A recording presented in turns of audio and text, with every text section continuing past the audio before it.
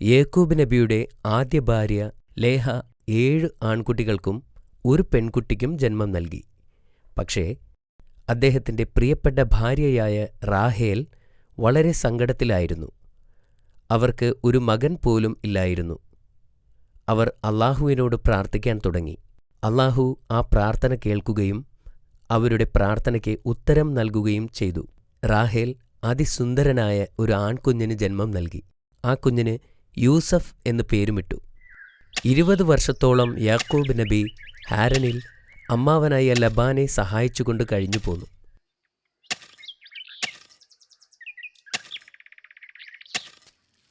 ഒരിക്കൽ അദ്ദേഹം തനിക്ക് തിരികെ സ്വന്തം നാട്ടിലേക്ക് പോകണമെന്ന് തൻ്റെ അമ്മാവനോട് ആവശ്യപ്പെട്ടു. നീ എന്നെ ഒരുപാട് തൃപ്തിപ്പെടുത്തിയിട്ടുണ്ട്. കൂടെ കൊണ്ടുപോകാൻ നിനക്ക് എന്തു വേണമെങ്കിലും ആവശ്യപ്പെട്ടുള്ളൂ. ലബാൻ യാക്കൂബ് നബിയോട് പറഞ്ഞു. പുള്ളിയുള്ളതും കറുത്തതുമായ ഈ വർഷം ജനിച്ച ആട്ടിൻ കുഞ്ഞുങ്ങളെ എനിക്ക് വേണം. യാക്കൂബ് നബി പറഞ്ഞു. ലബാൻ അദ്ദേഹത്തിൻ്റെ ആവശ്യം സമ്മതിച്ചു. യാക്കൂബ് നബി സന്തോഷവാനായി. പക്ഷേ ലബാന് തൻ്റെ ആടുകളെ യാക്കൂബ് നബിക്ക് കൊടുക്കുന്നതിനോട് താൽപ്പര്യമില്ലായിരുന്നു. അദ്ദേഹത്തിൻ്റെ മക്കളോട് പറഞ്ഞു, പുള്ളിയുള്ളതും കറുത്തതുമായ എല്ലാ ആടുകളെയും തൻ്റെ ആട്ടിൻകൂട്ടത്തിൽ നിന്ന് മാറ്റാൻ ആവശ്യപ്പെട്ടു. യാക്കൂബ് നബി പുറത്തു പോയപ്പോൾ ലബാന്റെ മക്കൾ അവരുടെ പിതാവ് പറഞ്ഞതുപോലെ ചെയ്തു.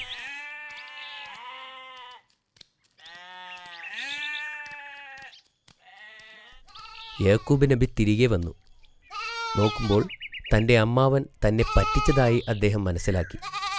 ലബാൻ യാക്കൂബ് നബിയെ പറ്റിച്ചെങ്കിലും പിന്നീട് പിറന്ന എല്ലാ ആട്ടിൻകുട്ടികളും കറുത്തതും പുള്ളിയുള്ളതുമായിരുന്നു. അതൊരു അത്ഭുതമായിരുന്നു. ഇത് കണ്ട ലബാന് അത്ഭുതവും ദേഷ്യവും ഒരുപോലെ വന്നു.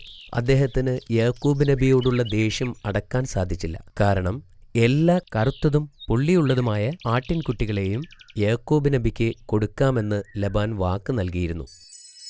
ഒരിക്കൽ അല്ലാഹു യാക്കൂബ് നബിയോട് തൻ്റെ രാജ്യത്തേക്ക് മടങ്ങാൻ ആവശ്യപ്പെട്ടു. അദ്ദേഹം തൻ്റെ ഭാര്യമാരോടും മക്കളോടും ഹരാൻ വിട്ടു പോകാൻ തയ്യാറാകാൻ പറഞ്ഞു. തനിക്ക് അവകാശപ്പെട്ടതെല്ലാം അദ്ദേഹം കയ്യിൽ കരുതി. അക്കൂട്ടത്തിൽ താൻ ആവശ്യപ്പെട്ട ആട്ടിൻകുട്ടികളും ഉണ്ടായിരുന്നു. എന്നാൽ പുറപ്പെടുന്നതിന് മുമ്പ് അദ്ദേഹം ലബാനെ കാണാൻ പോയില്ല. അദ്ദേഹത്തോട് ഒരു വാക്കുപോലും പറയാതെയാണ് യാക്കൂബ് നബി അവിടെ നിന്ന് തിരിച്ചത്. യാക്കൂബ് നബി തനിക്ക് അവകാശപ്പെട്ടതെല്ലാം എടുത്തുകൊണ്ടാണ് ഹരൻ വിട്ടു പോയതെന്ന് ലബാൻ മനസ്സിലാക്കി. ലബാന് ദേഷ്യം അടക്കാൻ കഴിഞ്ഞില്ല.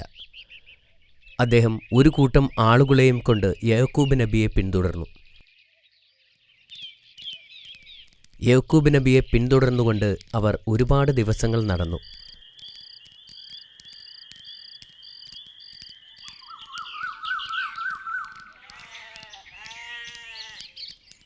ഒടുവിൽ അവർ യാക്കൂബ് നബിയെ കണ്ടുമുട്ടി. നീ എന്താണ് എന്നോടൊരു വാക്കുപോലും മിണ്ടാതെ പോയത്? എന്നോട് പറഞ്ഞിരുന്നെങ്കിൽ നമുക്കിതൊരു ആഘോഷമാക്കി പിരിയാമായിരുന്നല്ലോ. എൻ്റെ പെൺമക്കളെ സന്തോഷത്തോടുകൂടി പറഞ്ഞയക്കാനെങ്കിലും സാധിക്കുമായിരുന്നല്ലോ. ലബാൻ യാക്കൂബ് നബിയോട് ചോദിച്ചു. യാക്കൂബ് നബി ലബാനോട് സംസാരിച്ചു.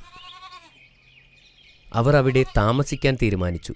അങ്ങനെ അവർ ഖലീദ് എന്ന പേരുള്ള ഒരു കുന്നിൽ ഒരുമിച്ചു കൂടി. അവിടെ വച്ച് ഒരു ഉടമ്പടി തയ്യാറാക്കി. ഇനി യാക്കൂബ് നബി ഹരാനിലേക്ക് പ്രവേശിക്കില്ല എന്നും ലബാൻ യാക്കൂബ് നബി അന്വേഷിച്ച് വരില്ലെന്നും അവർ കരാർ വച്ചു.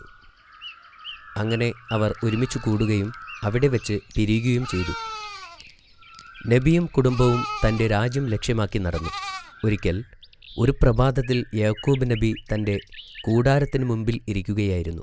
അപ്പോൾ ഒരു മലക്ക് മനുഷ്യരൂപത്തിൽ യാക്കൂബ് നബിയുടെ മുന്നിൽ പ്രത്യക്ഷപ്പെട്ടു. ആ മലക്ക് യാക്കൂബ് നബിയുമായി വഴക്കുകൂടി. അവർ തമ്മിൽ അടിവച്ചു.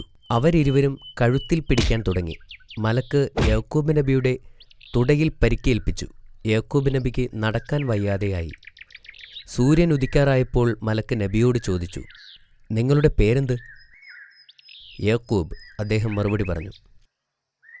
ഇന്നു മുതൽ താങ്കൾ ഇസ്രായേൽ എന്നറിയപ്പെടും എന്ന് പറഞ്ഞുകൊണ്ട് മലക്ക് വായുവിൽ അപ്രത്യക്ഷനായി. യാക്കൂബ് നബിക്ക് തൻ്റെ കണ്ണുകളെ വിശ്വസിക്കാനായില്ല. അദ്ദേഹം പിന്നീട് മനസ്സിലാക്കി ആ വന്നത് ഒരു മലക്കായിരുന്നു എന്ന്. വീണ്ടും അവർ ഒരുപാട് ദിവസം സഞ്ചരിച്ചു.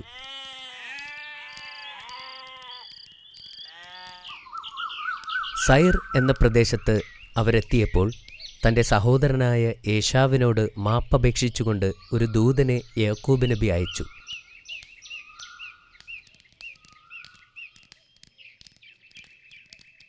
അടുത്ത ദിവസം ആ ദൂതൻ തിരികെ വന്നു. ഏശാവ് 400 ആളുകളെയും കൊണ്ട് ഇങ്ങോട്ട് വരുന്നു എന്ന് യാക്കൂബ് നബിക്ക് സന്ദേശം നൽകി. യാക്കൂബ് നബി ഭയപ്പെട്ടു. അദ്ദേഹം അള്ളാഹുവിനോട് പ്രാർത്ഥിച്ചു. യാക്കൂബ് നബി തൻ്റെ സഹോദരന് വേണ്ടി ഒരു സമ്മാനമുണ്ടാക്കാൻ തുടങ്ങി. അദ്ദേഹം തൻ്റെ പരിചാരകരോട് 200 ആടുകളെയും 30 ഒട്ടകങ്ങളെയും തയ്യാറാക്കി നിരത്താൻ പറഞ്ഞു. എൻ്റെ സഹോദരനെ കാണുമ്പോൾ അവൻ നിങ്ങളോട് ചോദിക്കും, നിങ്ങൾ ആരാണെന്ന്.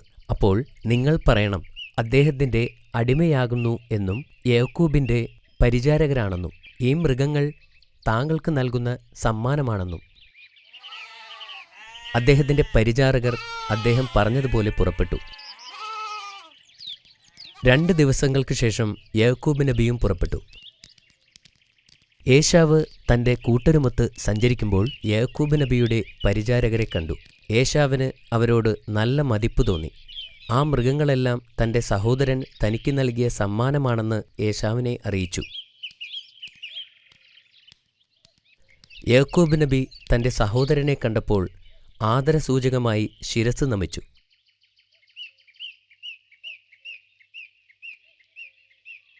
ഏശാവ് ഇത് കണ്ട് യാക്കൂബ് നബിയെ കെട്ടിപ്പിടിച്ചു.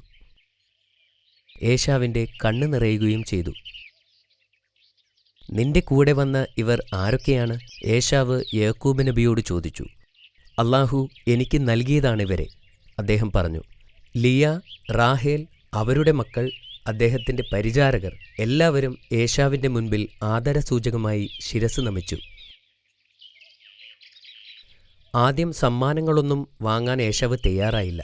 എന്നാൽ യാക്കൂബ് നബി അദ്ദേഹത്തെ നിർബന്ധിച്ചു. ഒടുവിൽ അദ്ദേഹം സമ്മതിച്ചു. അവരെല്ലാം ഏശാവിൻ്റെ കൂടെ സ്വന്തം നാട്ടിലേക്ക് മടങ്ങി. തിരികെ പോകുന്ന വഴിക്ക് അവർ ജെറുസലേമിൽ തമ്പടിച്ചു. അവിടെയായിരുന്നു വർഷങ്ങൾക്ക് മുമ്പ് പ്രവാചകൻ പാറയിൽ എണ്ണ ഒഴിച്ച സ്ഥലം.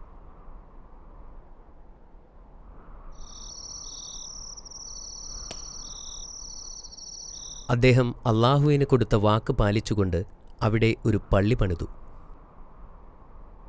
അദ്ദേഹം പിന്നീട് ഹെബ്രോനിൽ എത്തുകയും തൻ്റെ പിതാവായ ഇസ്ഹാക്ക് നബിയെ കാണുകയും ചെയ്തു. ഇസ്ഹാക്ക് നബി ഒരുപാട് കാലങ്ങൾക്ക് ശേഷം തൻ്റെ മകനെ കണ്ടതിൽ അതീവ സന്തോഷവാനായിരുന്നു.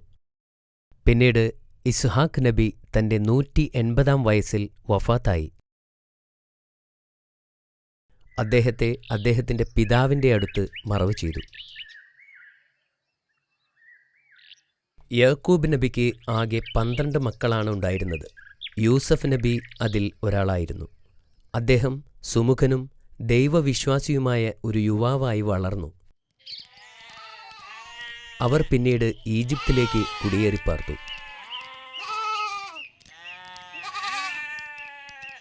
ഒരുപാട് കാലത്തെ പ്രവാചക ദൗത്യത്തിന് ശേഷം യാക്കൂബ് നബി തൻ്റെ 147-ാം വയസ്സിൽ വഫാത്തായി.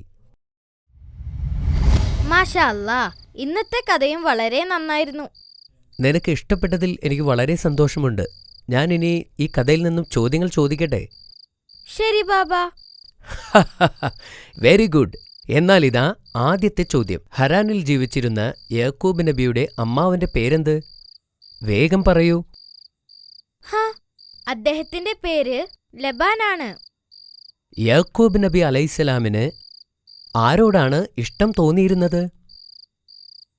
നബിക്ക് റാഹേലിനോടായിരുന്നു ഇഷ്ടം. That's correct again. നാട്ടിലേക്ക് പോകുന്നതിന് മുമ്പ് എന്താണ് ലബാനോട് യാക്കൂബ് നബി ആവശ്യപ്പെട്ടത്? യാക്കൂബ് നബി കറുത്തതും പുള്ളിയുള്ളതുമായ ആട്ടിൻകുട്ടികളെയാണ് ആവശ്യപ്പെട്ടത്. വളരെ ശരിയാണ്. യാക്കൂബ് നബിക്ക് മലക്ക് നൽകിയ പേരെന്താണ്? നിനക്കതറിയാമോ അമീർ? ഇസ്രായേൽ എന്നാണ്. അത് ശരിയാണ്.